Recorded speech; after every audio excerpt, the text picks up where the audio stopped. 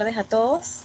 Les damos la bienvenida a nuestra siguiente actividad de esta semana, la cual lleva por título la investigación cuantitativa. Hoy tenemos el placer de tener con nosotros como expositora a la doctora Ana Linet Lebrija Trejos. Ella es licenciada en psicología con especialización en el área clínica y en educación integrada e integración de alumnos con discapacidad y o necesidades educativas especiales en el ámbito escolar. Es magíster en psicología educativa con especialización en psicología escolar, en la maestría de alto rendimiento académico en psicología profesional de la Universidad Nacional Autónoma de México. Es magíster en psicología clínica en la Universidad de Panamá y magíster en docencia y gestión universitaria en la Universidad Especializada de las Américas.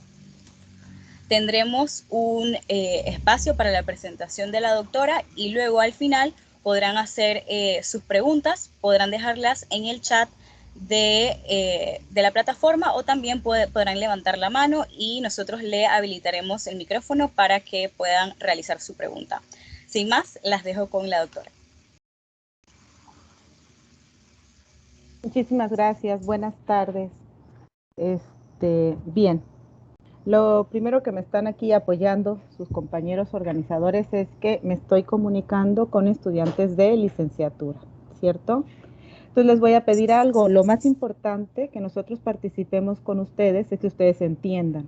Entonces yo, en la medida en que voy a ir exponiendo, ¿no?, voy a ir haciéndoles preguntas y con toda confianza, por favor, participen conmigo, ¿no? Y me voy deteniendo o voy volviendo a explicar si algo no queda claro. Porque el objetivo de trabajar con la importancia o con la investigación es que a ustedes les sirva y que luego entonces, acuérdense que pues nosotros como formadores, ¿no?, el alumno supera al maestro. Así que el objetivo de este tipo de intervenciones con los estudiantes es que en un futuro ustedes les interese investigar, ¿no?, y aporten ese tipo en ese tipo de procesos, no solamente dentro de la Universidad de Panamá, sino a nivel nacional, ¿no?, como futuros psicólogos. Entonces voy a compartir pantalla. Ayúdenme. Show meeting details, no me acuerdo cómo comparto. Es en la parte superior que está al lado del micrófono. Al lado del micrófono. Sí, tengo los dos puntitos, pero déjenme ver. Close, share. Es que here, stop. No.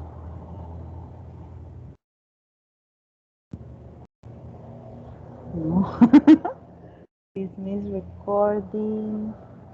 Denme un segundito, ¿sí? Déjenme un segundito, porque se me va, voy por una conexión. Discúlpenme, denme un segundito.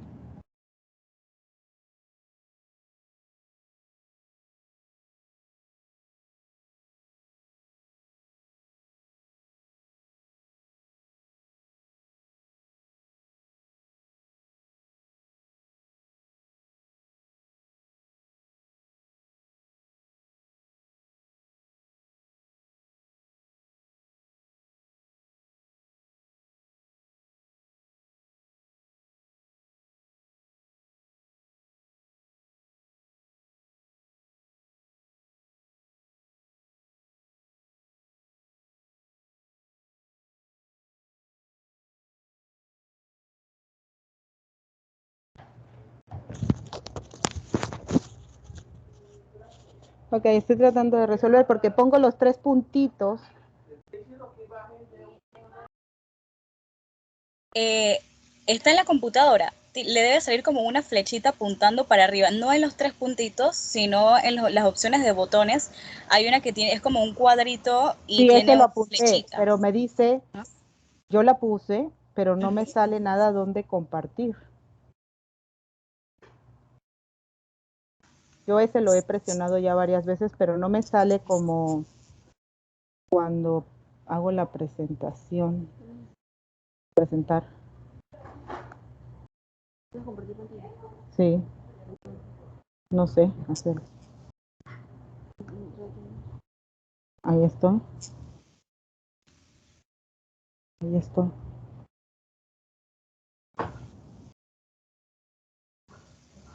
No sale, ¿verdad?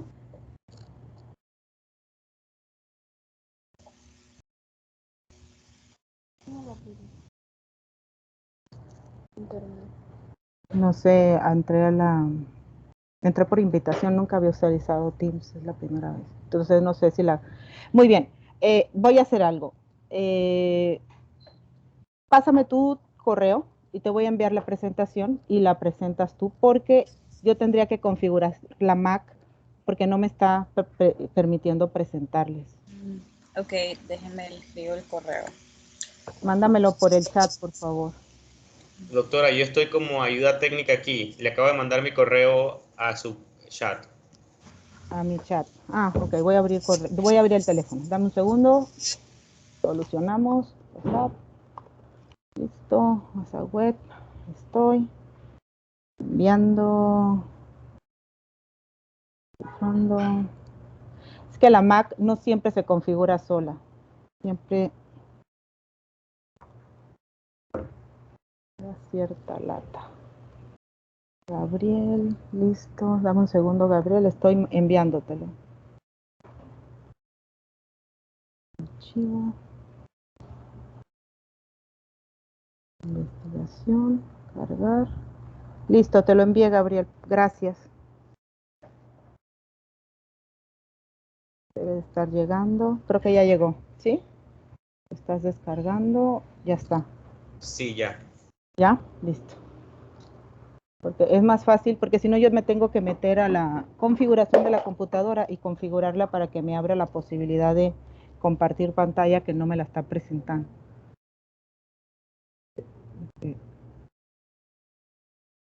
No sé por qué. Qué raro.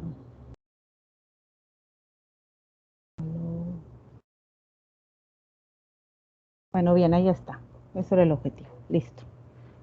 No sé si todos ven adecuadamente. Sí. ¿Sí? Listo. Entonces, bajar esto. Listo. Bien, hoy yo voy a compartir con ustedes. Estoy viendo que en la sala somos... ¿Cuántos somos? ¿Como 10, 20, 10? Listo. Somos 10, ¿cierto? Entre 10 y 15 estudiantes. Listo, perfecto. Me parece muy bien. La investigación cuantitativa. Como ustedes saben, la investigación hay dos grandes mundos, ¿no? La cualitativa y la cuantitativa. La cuantitativa son cantidades y la cualitativa son cualidades, a grandes rasgos, ¿no? Eso a mí me pareció importante. Pásale a la siguiente, por favor, Gabriel. ¿Ah? Me pareció importante primero analizar junto con ustedes la importancia de la investigación, ¿no? Que por eso estamos un poco aquí, para que ustedes tengan conocimiento sobre esto. Luego, ¿qué es la investigación cuantitativa? Pasando por la utilidad de los pasos científicos de una investigación cuantitativa, que muchas veces la utilidad del porqué de cada uno de estos pasos lo dejamos un poco de lado, que es una línea de investigación en términos de cómo se construye la investigación, en este caso para la psicología, en términos de las teorías y la innovación en la materia de psicología, ¿no? O en la ciencia psicológica. Luego las desventajas y diferencias brevemente entre investigación cualitativa y cuantitativa, cuáles son las ventajas y desventajas de cada una de estas ramas, enfocándonos a lo cuantitativo, que es lo que a mí me toca analizar el día de hoy, ¿no? Y finalmente algunas conclusiones que me gustaría compartir con ustedes. Siguiente, por favor. Bien, primero hagamos un análisis, ¿no? De cuál es la importancia de la investigación cualitativa. O cuantitativa o de la investigación en general? ¿Por qué hay una necesidad de generar investigación científica? ¿Alguien me puede decir por qué se le ocurre que necesitamos generar investigación científica? ¿Por qué esto se hace relevante? No sé si Ana, bueno, ahí tengo dos Anas, Librada, Armando, Miguel, Paola, Selena. ¿Alguien que le gustaría compartir conmigo por qué es importante investigar científicamente en psicología? Buenas Puedo tardes. hacer Ave María, dame buena puntería. Armando, gracias.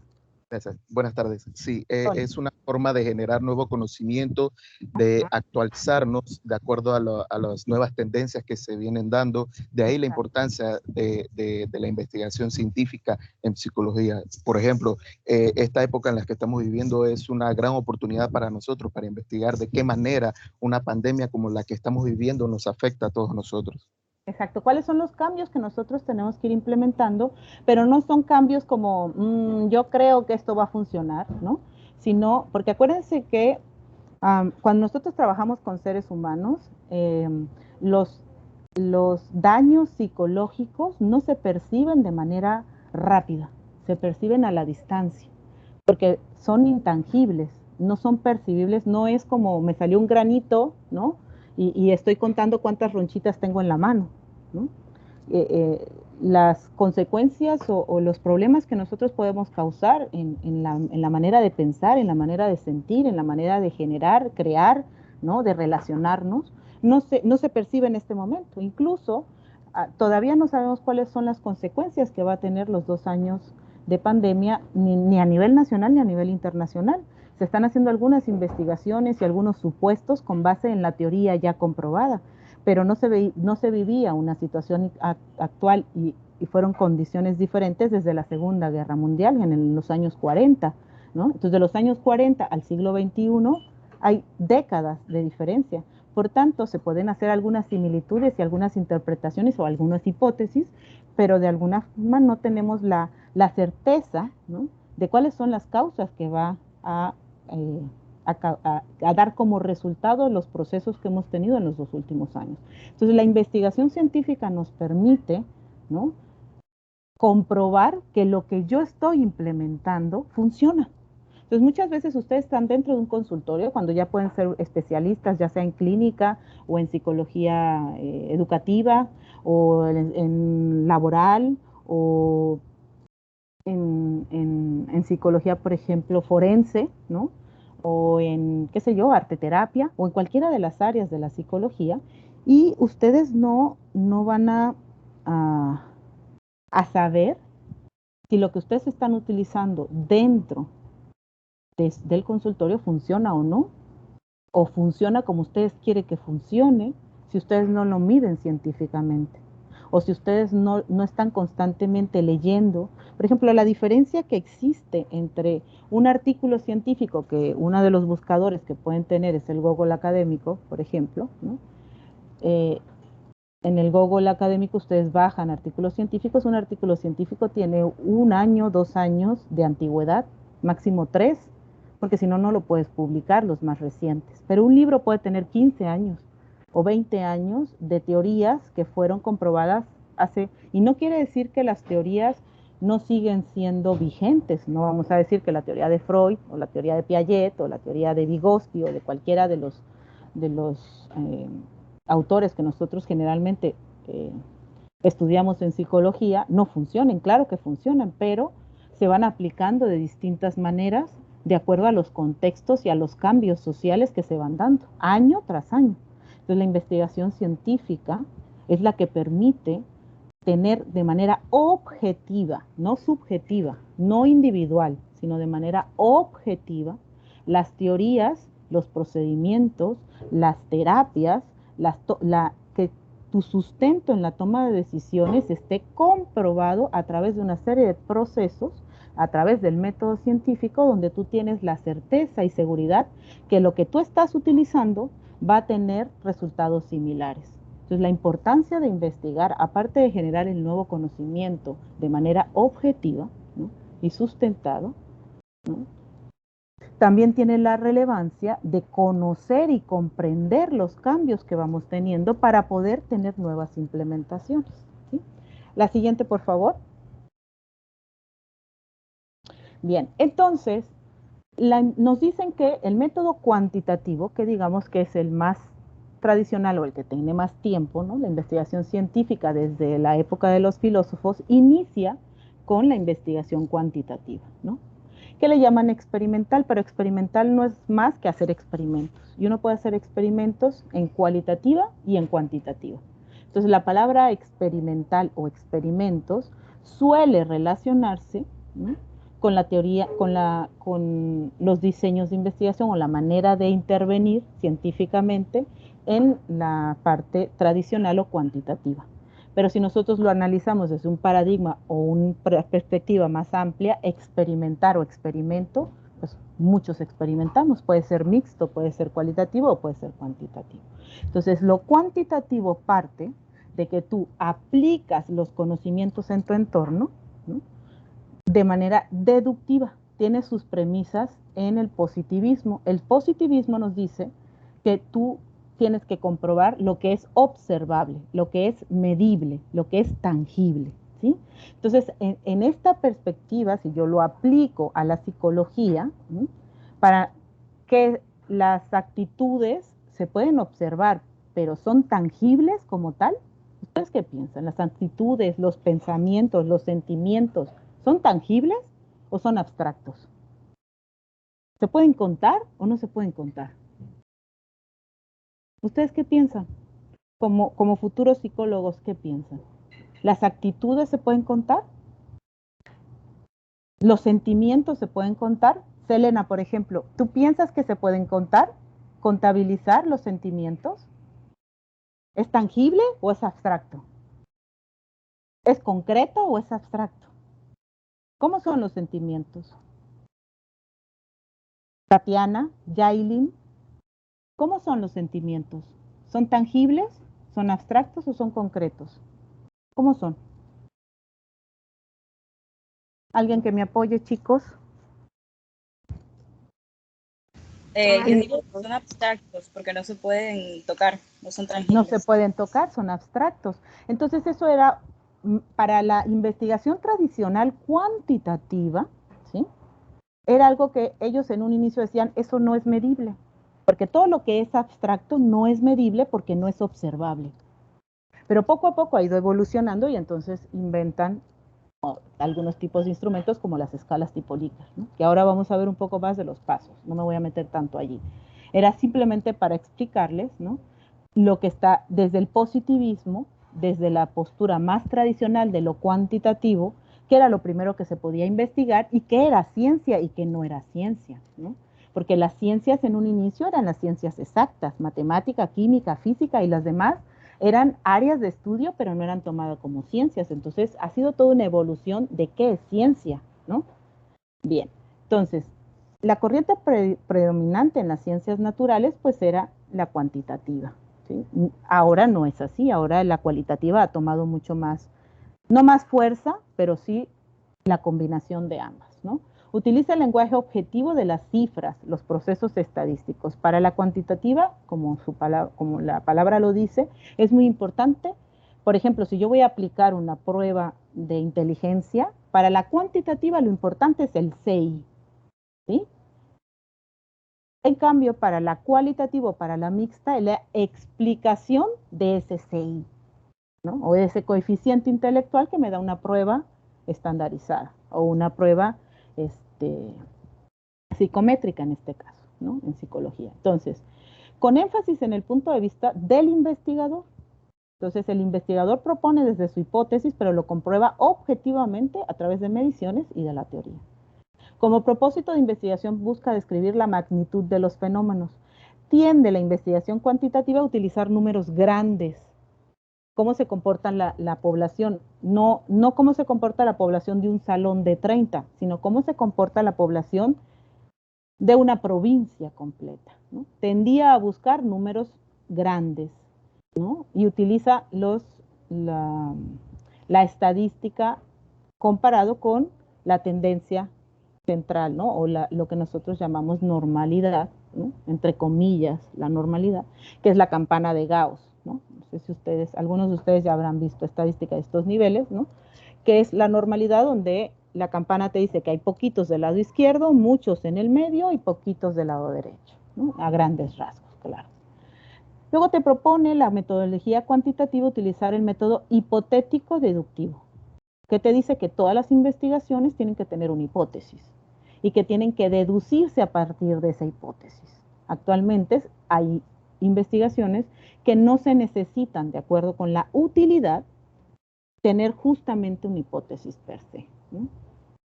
Es flexible, se ha vuelto mucho más flexible muchos de estos parámetros que en un inicio, ¿no? O que para una postura tradicional cuantitativa o para muchos que son investigadores que son cuantitativos, esto no es amovible, tienes que tener una hipótesis, ¿no? Un supuesto teórico. Entonces, el planteamiento de la hipótesis se confirma o se verifica mediante la obtención de evidencia empírica, y estos son datos, ¿no? Y en particular se aplica lo que le llaman la prueba de hipótesis, ¿no? Que pueden ser comparaciones de medias, ¿no? Que pueden ser correlaciones, ¿no? O comparación con algún parámetro de alguna medición anterior. Entonces, desde la perspectiva positivista o tradicional cuantitativa, tiene un carácter único y operacional y objetivo en su información. Es decir, que es medible, está dirigida a objetivos. Denme un segundo. Ay. Listo. Entonces, para obtener datos o las técnicas de recogida de información, utiliza cuestionarios cerrados. Los cuestionarios cerrados son los que tú tienes control completo de cómo lo elaboraste. Los cuestionarios abiertos o los cuestionarios semicerrados es como cuando ustedes aplican una entrevista. Las entrevistas cerradas, tú tienes el control y buscas exactamente lo que quieres que la persona te conteste. En cambio, las entrevistas semicerradas o abiertas te permiten mayor flexibilidad e ir preguntando en la medida que va saliendo información de acuerdo con lo que la persona entrevistada contesta. Pero en la estadística, en la investigación cuantitativa, suelen utilizar pruebas, por ejemplo, paramétricas, ¿no? Como podrían ser las escalas Wechsler, cualquiera de ellas, ¿no? O podría ser el MMPI, ¿no? la de personalidad, que son pruebas psicométricas estandarizadas cerradas. Tú tienes que aplicar exactamente lo que te dice la prueba y no puedes variar, ¿sí? Entonces, en esta investigación funciona o es muy útil para obtener datos de poblaciones muy grandes o para hacer comparaciones, por ejemplo, entre países, ¿no? Investigaciones por ejemplo, todas las pruebas PISA o las investigaciones están sustentadas en parámetros estadísticos de la investigación cuantitativa, ¿sí? O de la estadística cuantitativa, ¿sí? La siguiente, por favor. Bien, entonces, algunas características más puntuales de esto es: se ha impuesto como método científico de las ciencias naturales, es decir, que la mayoría de las investigaciones de las ciencias naturales utiliza la investigación cuantitativa, ¿sí? Hay investigación cuantitativa, mixta y cualitativa, en ese tipo de características, ¿no? Porque hay muchas características o clasificaciones. Luego, en el resto de las ciencias, es decir, ahí dice reto, pero es resto de las ciencias. De las ciencias naturales, la investigación cuantitativa se traslada al resto de las ciencias, en este caso a psicología como ciencias sociales, ¿sí? La naturaleza de la cuantitativa tiene como finalidad asegurar la precisión y el rigor que requiere la ciencia. Les gusta tener el control de los resultados, no les gusta lo subjetivo y las opiniones. Les gusta medirlo todo y tener mucho control de las mediciones. Y en ese sentido es útil para comprobar cierta parte de los nuevos conocimientos. El modelo pensado para explicar, controlar, predecir fenómenos a través de hipótesis o a través de va a ocurrir esto porque cuando se mide cada vez que pasa esto, entonces tenemos este resultado, ¿sí? Porque va muy de la mano con los datos matemáticos que te sirven para predecir, ¿no? Conductas, por ejemplo, ¿sí? La objetividad es lo más importante. Lo subjetivo queda fuera de toda investigación científica. Desde esta postura tradicional, también hay que analizar que la postura cuantitativa ha flexibilizado. O sea, están los que son tradicionales cuantitativos, son algunos que son cuantitativos un poco menos tradicionales, están los que son mixtos, que utilizan cuantitativo y cualitativo, ¿no? Y están los cualitativos con más tintes cuantitativos, ¿no? Y están los cualitativos puros, que son el otro extremo de lo cuantitativo. Cualidades, cantidades. Siguiente, por favor. Bien. Entonces, el método científico recuerden que parte de una observación. Esa observación es un problema real. Para yo hacer una investigación, yo tengo que decir, ok, ¿qué veo en el entorno? Yo necesito solucionar este problema, lo tengo que observar. Una vez que yo lo observo, voy a algo que se llama plantear el problema, ¿sí? Luego que yo planteo el problema, entonces yo hago una hipótesis, que es lo que yo pienso que ocasiona el problema o lo que yo pienso soluciona el problema. Luego planteo el objetivo, que es lo que yo quiero resolver. Luego analizo una serie de elementos que me dan un marco metodológico o cómo yo voy a proceder o cómo voy a desarrollar la investigación para llegar a un análisis de resultados. Vamos a ver cada uno de estos puntos rápidamente en la utilidad. Siguiente, por favor. Hasta aquí, ¿alguien tiene alguna pregunta que hacerme? ¿Continúo? ¿Voy bien? ¿Por aquí? ¿Por allá? Karen, Gabriel, Ana, ¿me pueden realimentar? ¿Por aquí sigo? ¿O necesitan que yo conteste alguna otra cosa? Por mí vamos bien, pero igual están los micrófonos habilitados por si alguien tiene alguna pregunta puede hacerla. Listo, muchísimas gracias. Seguimos entonces. Pasos de la investigación científica, vamos a ver su utilidad. Estos pasos de la investigación científica la van a tener para cualquier investigación, son los pasos del método científico. Pero en la investigación cuantitativa, recuerden que son todo en cantidades. ¿Cómo yo lo mido? Con cantidades, con datos. A diferencia de la cualitativa, de cómo yo lo mido con cualidades. Bien, entonces, siguiente por favor. Entonces, para yo plantear un problema, yo tengo que hacer dos cosas. La primera es buscar antecedentes teóricos. Los antecedentes teóricos es aquellos resultados o teoría comprobada científicamente. ¿Dónde obtengo yo esa información? En artículos científicos puntuales. Se pueden utilizar libros, pero los libros ya son antiguos. Para plantear un problema, se busca que la información con la cual tú planteas un problema no tenga más de 5 años, máximo. Entonces, ¿de dónde tú preferentemente obtienes los antecedentes teóricos? De los artículos científicos de no más de 5 años de publicación, para poder saber qué es lo que está ocurriendo en los últimos años, aunque esa teoría esté sustentada en teorías que vienen desde hace 20, 30 o 40 años. Pero lo que nos interesa saber es cómo se ha manifestado en los últimos 5 años, ¿sí? Una vez que uno tiene estos datos, elementos científicos del tema que tú vas a desarrollar, entonces te vas a la situación actual. Que la situación actual tiene la utilidad de darte estadísticas o toda esta información que no viene en una investigación científica, sino que la obtienes de una revista, del periódico, de una revista no científica, de una revista, podría ser Vanidades, si ustedes gustan, ¿no? De las estadísticas nacionales, del censo, del MINSA, ¿no? De la ONU, de los organismos. Esta situación actual son datos o información que se obtienen de manera internacional, regional, nacional y local, y que te permiten comprender el problema a resolver. Entonces, cuando tú planteas un problema, lo que tratas de decir es, mira, es importante porque está ocasionando esto, esto y esto, y se ha sustentado y se ha investigado, pero falta. Entonces, este planteamiento del problema se culmina con una pregunta o con un problema de investigación que se plantea en preguntas.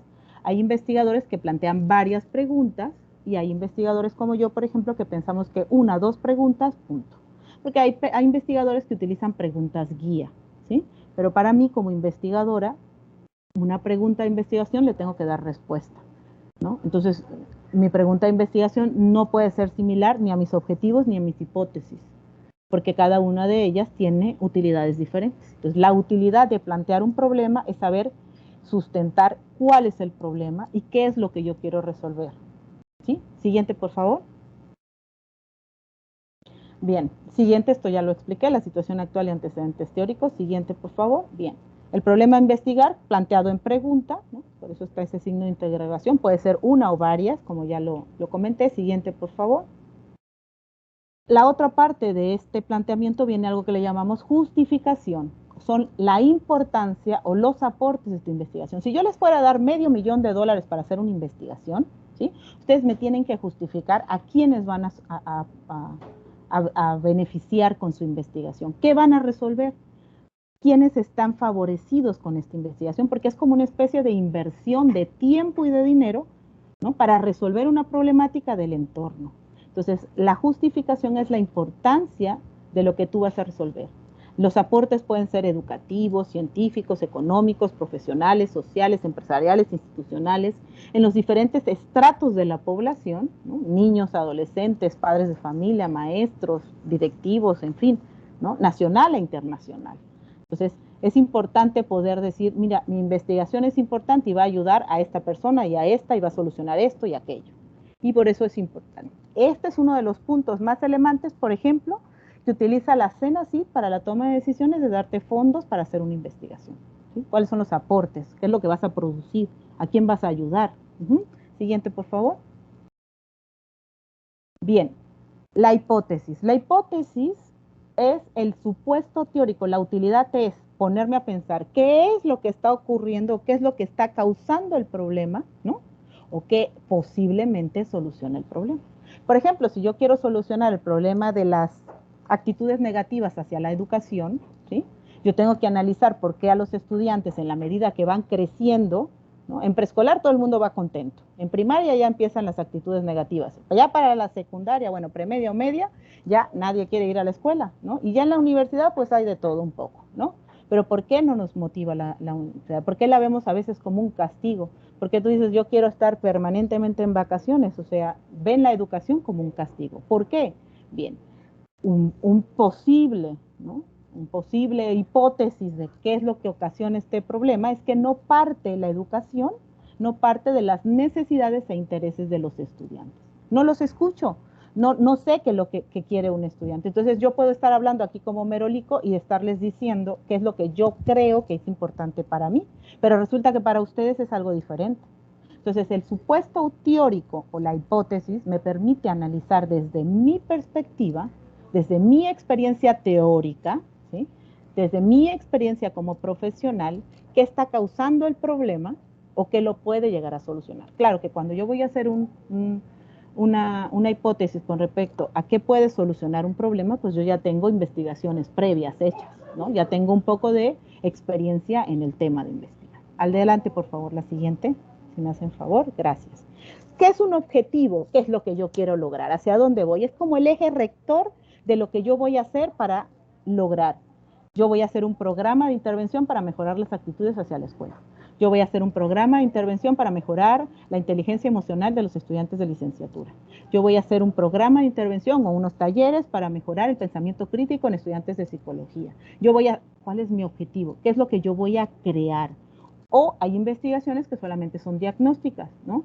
Yo quiero analizar cuáles son los sentimientos de los estudiantes de la carrera de psicología en la Universidad de Panamá hacia el proceso educativo o el nivel de satisfacción o lo que piensan hacia, no sé, un conjunto de profesores en particular o hacia sus profesores en general, ¿sí? Entonces, yo puedo hacer investigaciones diagnósticas o puedo hacer investigaciones de intervención o experimentales o de experimentos, donde yo aplico algo para solucionar, ¿sí? Siguiente, por favor.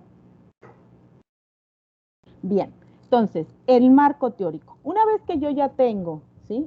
¿Qué voy a querer resolver? Que es mi planteamiento del problema. Ya sé las hipótesis, lo que yo creo ocasiona el problema, lo que yo creo va a solucionar el problema. Ya puse mis objetivos, qué es lo que yo quiero hacer, qué es lo que yo quiero lograr o investigar.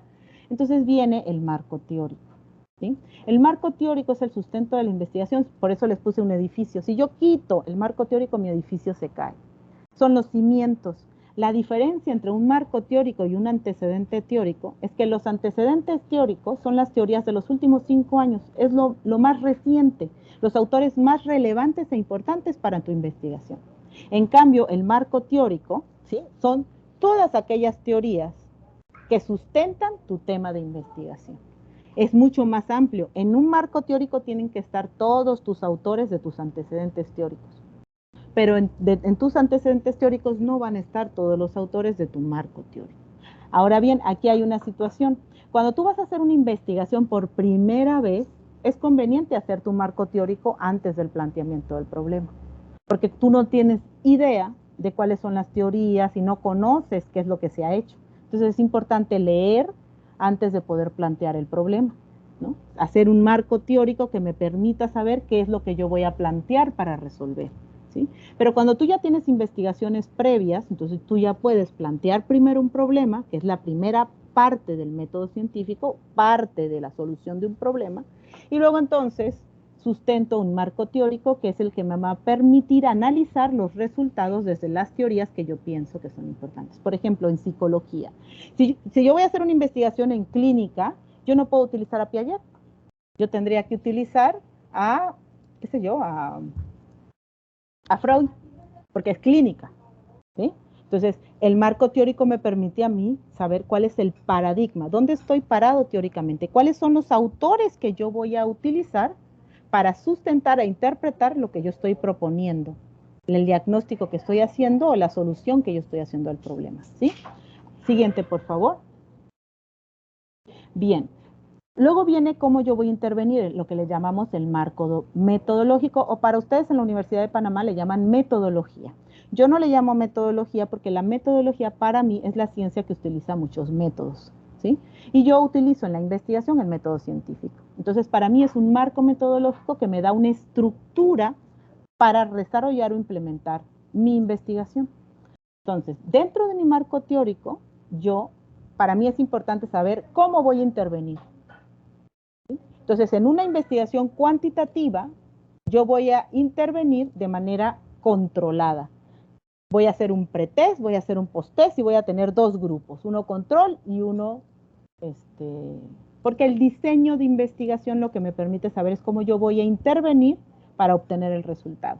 Y en la investigación cuantitativa yo tengo control de mi diseño de investigación. Es totalmente opuesto a la cualitativa, donde yo tengo una manera de intervenir de manera flexible y cambiable. En la cuantitativa no. En la cuantitativa yo tengo control previo de cómo, y si no se cumple ese diseño o intervención, mi investigación se me cae.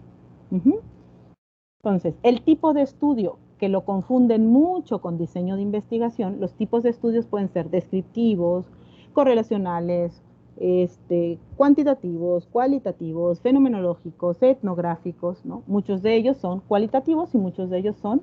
Y si ustedes generalmente analizan a Hernández Sampieri, que por cierto es psicólogo y es mexicano, ¿no? Él trabaja en la Universidad Anáhuac, me parece, ¿no?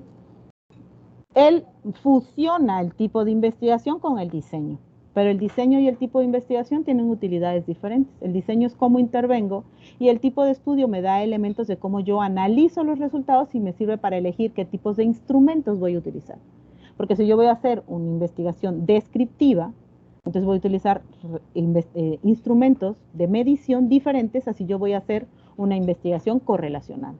Si yo voy a hacer una investigación correlacional, yo tengo que tener, por ejemplo, pruebas psicométricas o cuantitativas, porque yo no puedo hacer correlaciones, que es estadística inferencial, con datos cualitativos.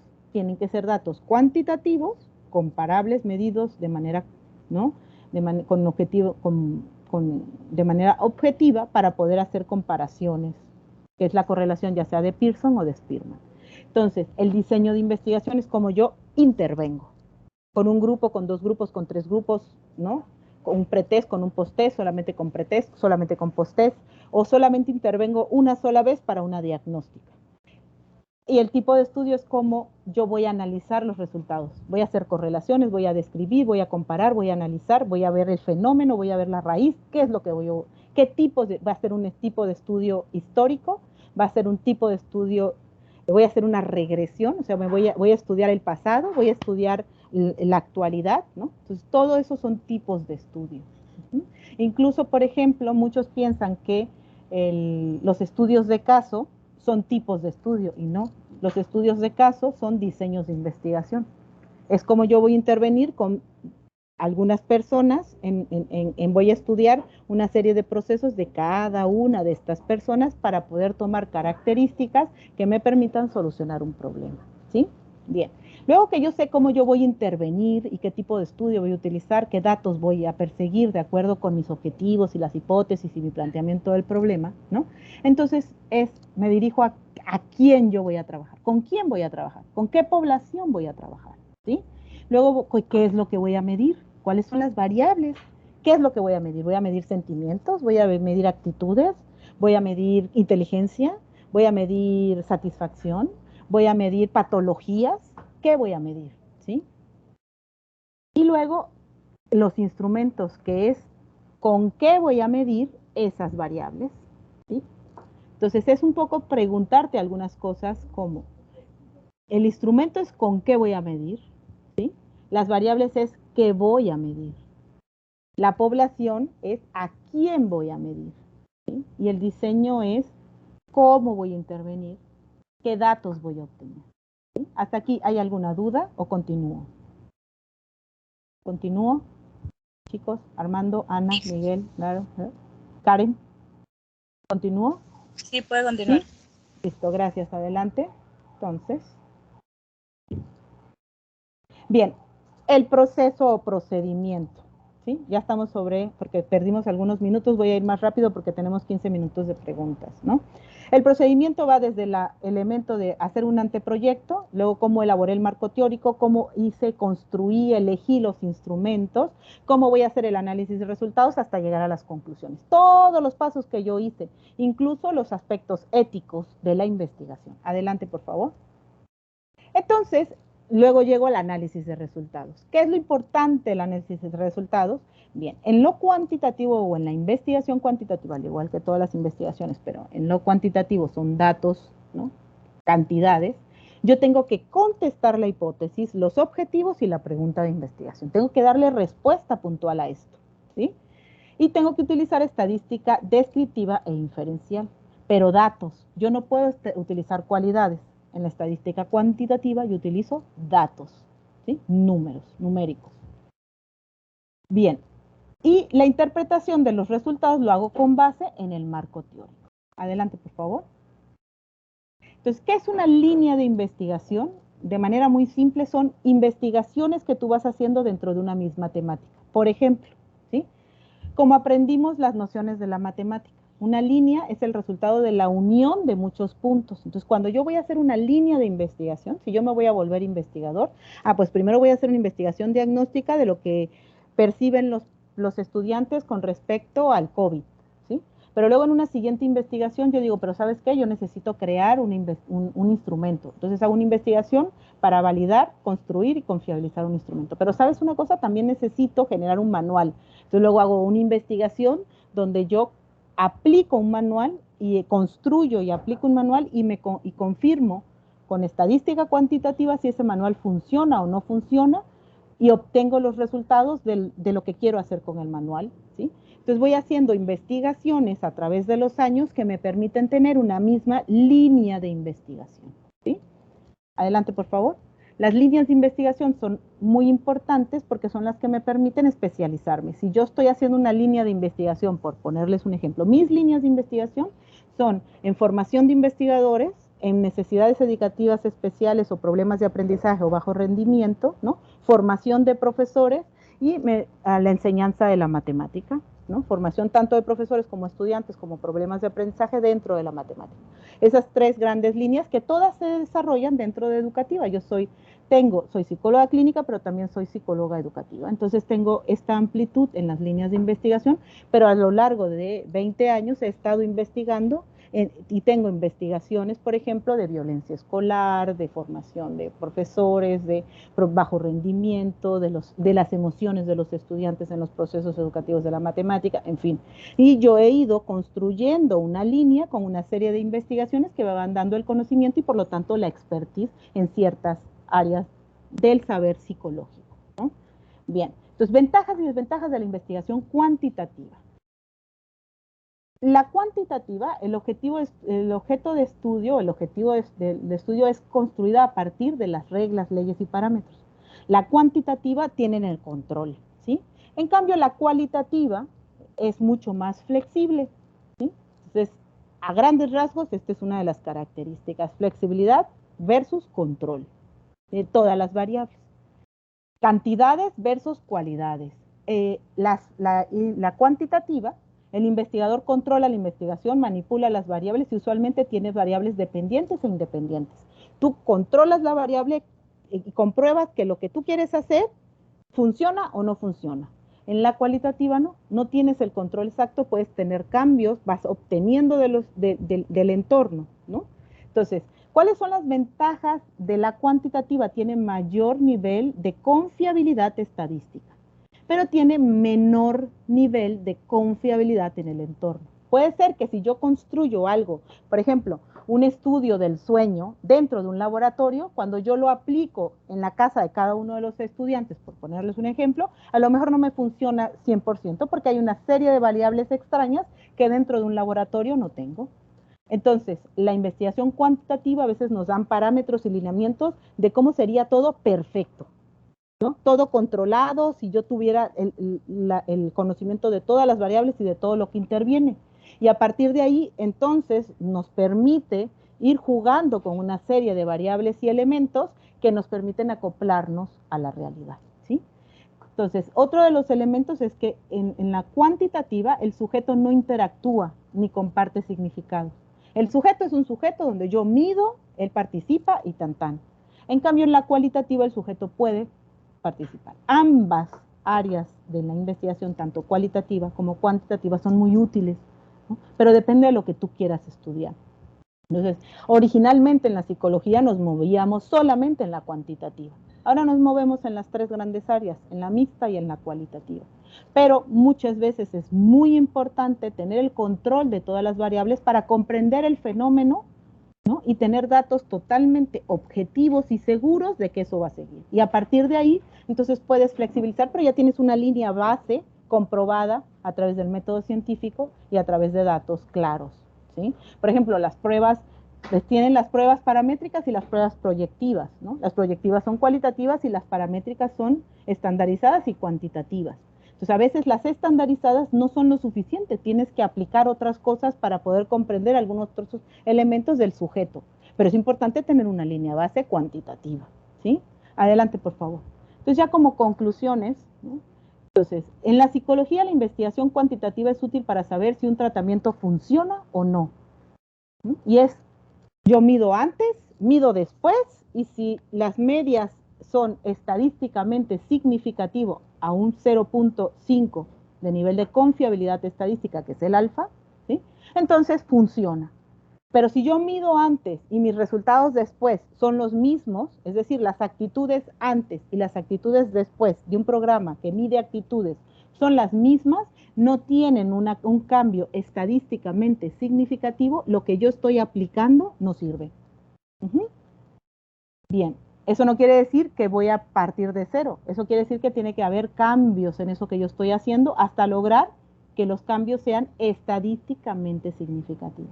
En investigación cuantitativa, tiene que ser a un 0.05 de confiabilidad estadística. Es estadística inferencial, ¿sí? A diferencia de la cualitativa. Bien. Ahora, se puede hacer investigaciones para comprobar la eficiencia de las pruebas, por ejemplo, psicométricas. Tú puedes confiabilizar si por ejemplo, un WISC funciona en Panamá. En algunos países, por ejemplo, tienen la revisión del WISC en el país. En Panamá esto no se tiene. Nosotros utilizamos o comparamos o aplicamos pruebas comparamos con medias de otros países. Entonces, unas investigaciones interesantes es saber si las pruebas estandarizadas en otros países o se obtienen los mismos resultados en nuestro país con población panameña y las características de la población panameña. Y sacar todos estos elementos cuartiles, deciles y todos los análisis para que saber si estas pruebas psicométricas realmente miden lo que dicen medir, ¿sí? O incluso se pueden construir pruebas. Sirve, por ejemplo, para medir los procesos del sueño, cantidad de horas de sueño, horarios, medición de las etapas del sueño de manera cuantitativa, ¿no? Las ondas alfa, la teta, el sueño REM, cuántos tiempos, cuáles son las características, pero todos son datos, no son cualidades, son datos, ¿sí? Es útil para realizar estudios sobre la conducta humana. ¿Cuántos berrinches hizo el día de hoy? 10. ¿Cuántos, no sé, cuántos aciertos tuvo el día de hoy? 3, o 4, o 10, ¿no? ¿Cuántas veces se bañó a la semana a tiempo? 7, ¿no? Entonces, nos sirve para analizar la conducta, ¿no? Y se relaciona mucho con el paradigma conductista, ¿no? Y sirve para hacer mediciones que te permiten la toma de decisiones. La investigación es importante para sustentar el trabajo que realizamos como psicólogos en cualquiera de las áreas de especialidad. A través de ella logramos construir y comprobar todas las teorías que sustentan la ciencia psicológica. Si nosotros no hacemos investigación y no comprobamos y no medimos, entonces lo que nosotros estemos haciendo no es simplemente lo que yo pienso subjetivamente funciona. Nosotros no le damos consejos a las personas, no somos amigos. El psicólogo no es amigo. El psicólogo puede ser empático, pero tú no puedes atender a un familiar o a un amigo porque tú no eres psicólogo para ser su amigo. Tú eres psicólogo para analizar su teoría y ser como un espejo donde la teoría te permite darle elementos para que él solucione sus problemas. ¿Sí? Entonces no se puede, las personas que confunden, ¿no? Que nosotros como psicólogos nos pasamos analizando a la gente y que analizar a la gente es simplemente observar y analizar, pues están equivocados. Para poder hacer una adecuada evaluación de las características de una persona, uno tiene que utilizar pruebas tanto psicométricas como proyectivas, como entrevistas, como una serie de instrumentos que te dan datos y elementos para la interpretación que en su conjunto te permiten describir a una persona. Entonces no es subjetivo de que yo me siento y te digo sí, porque tiene el cabello negro y la cara alargada y tiene 2 orejas y una nariz. No, no es solamente observar. La observación solamente es parte de la medición y de un análisis profundo sustentado en teorías científicas comprobadas a través de la ciencia para poder determinar cuál es la personalidad o cuáles son la inteligencia o el nivel de inteligencia o cómo se describe su inteligencia, ya sean inteligencias múltiples o inteligencias medidas desde el CI, ¿no? O cuáles son las características de estas personas, ¿no? Para poder entonces decir que yo estoy describiendo a la persona o pudiendo describir los problemas de la persona. ¿Sí? Entonces, adelante por favor, yo con esto, ¿no? Pues le doy las gracias por haberme escuchado, yo espero que haya sido útil, ¿no? La estadística, la investigación es importante en todas sus áreas, pero la investigación cuantitativa te permite datos, ¿no? que te dan elementos para la toma de decisiones de tú cómo puedes intervenir con la certeza de que la prueba que estás utilizando o el programa que estás utilizando o lo que tú estás interviniendo está medido científicamente con anterioridad y no te vas, tu margen de equivocación con la persona que tienes enfrente es menor. Yo espero que haya sido de utilidad. Hola, profe, ¿cómo está? Doctor Miguel Ángel, ¿cómo está? Muchas gracias, doctora, por su enriquecedora presentación. Bueno, es muy importante saber todo lo que nos explicó a la hora de que pues en el futuro realicemos investigaciones. Y bueno, damos ya la apertura al lapso de preguntas. Los micrófonos están habilitados por si alguno quiere realizarla de esa manera y si no, pues también está el chat para que puedan escribirlo por ahí. Entonces nosotros se lo leeríamos a la doctora.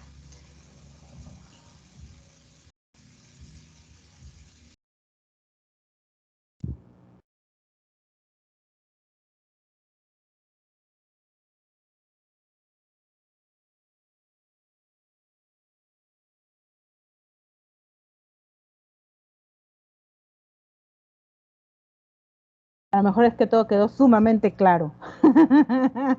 O puedo hacer Ave María, dame buena puntería, ¿no? Y en la lista decir, Sí. a ver, Paola, cuéntame, ¿no? Pero... Al parecer sí, todo quedó muy claro porque ninguno tiene preguntas.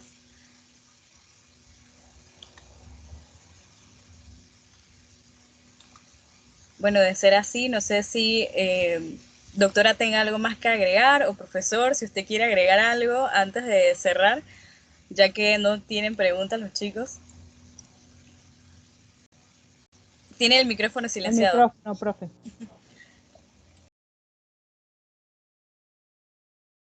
Ahora sí, felicitar a la doctora Lebrija por su brillante disertación. De una manera muy sencilla explicó aspectos metodológicos que son complejos de entender y que muchas veces demoran demasiado tiempo para lograr comprender toda esa experiencia acumulada, que no es muy fácil. Por ejemplo, yo cuando la escuchaba recordaba en la clase de la maestría en psicología clínica con ella. Yo recuerdo cuando yo hablaba de la investigación cualitativa y decíamos que no se puede obtener confiabilidad pero cuando hacemos análisis, el coeficiente de consistencia externa, que es un indicador para poder sacar confiabilidad en la investigación cualitativa, sí se puede hacer, pero usaban la Q de Richardson. Eso ya fue evolucionado, ahora usa el coeficiente de consistencia interna, o sea, cómo la ciencia va evolucionando, que es lo que ya es el mensaje que ya estaba dando, que es muy importante que las investigaciones se sustenten con los últimos 5 años o las últimas 5 literaturas por el concepto de acreditación, y esta es una facultad que está acreditada, y en toda la ciencia el conocimiento varía año por año de una manera tan rápido que ella dejó muy claro que casi que las sustentaciones teóricas que se vayan a hacer en los marcos teóricos o en investigaciones tienen que tener 5 años, porque si no se convierte en un problema. Inclusive algunas revistas no se la publican tampoco. Felicidades a todos y especialmente a la profesora. Gracias, doctor Miguel Ángel.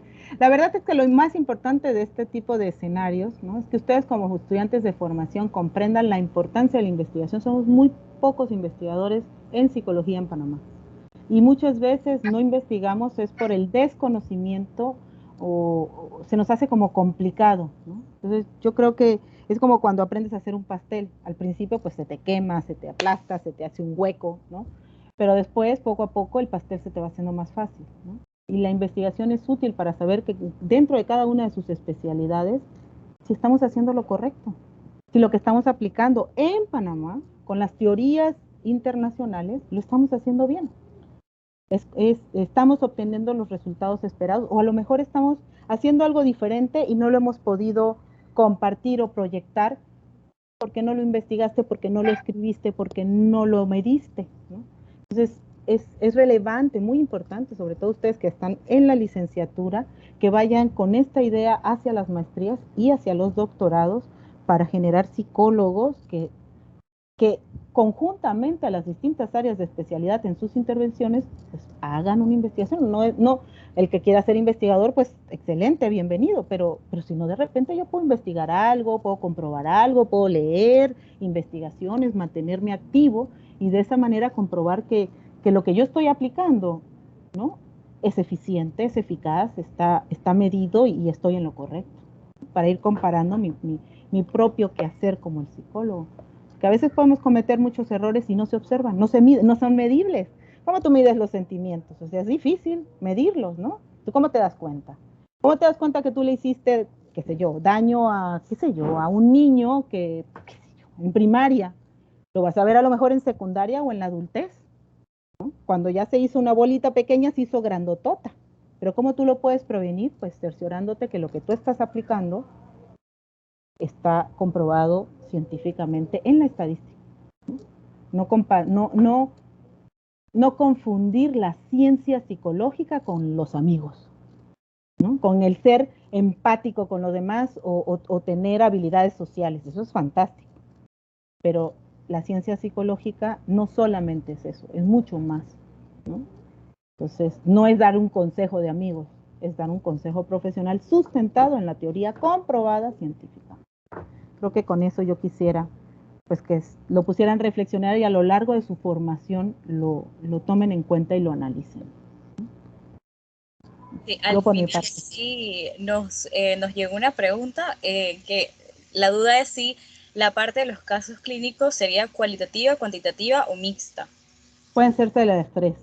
Tú puedes hacer análisis de datos clínicos de los tres. Vas a tener pruebas paramétricas, que es una parte cuantitativa. Entonces, lo ideal ahí sería, a mí me gusta mucho la investigación mixta, la que es cuantitativa, que tú mides con estadística inferencial y utilizas pruebas, por ejemplo, psicométricas, pero también esas pruebas psicométricas o en esos estudios clínicos las analizas con entrevistas que son cualitativas, ¿no? En este caso podrían ser semicerradas o abiertas completamente, o con pruebas proyectivas, ¿no? O con, por ejemplo, con instrumentos cualitativos como podría ser un portafolio o una agenda, ¿no?, donde el mismo paciente te va dando elementos de su propio pensar y sentir, y tú vas comparando esta información o estas cualidades que te va dando el sujeto, ¿no?, con lo que tú vas midiendo cuantitativamente. Entonces, tú los casos clínicos los puedes, desde mi punto de vista, la manera más acertada de analizarlo es mixto, tanto cuantitativo como cualitativo.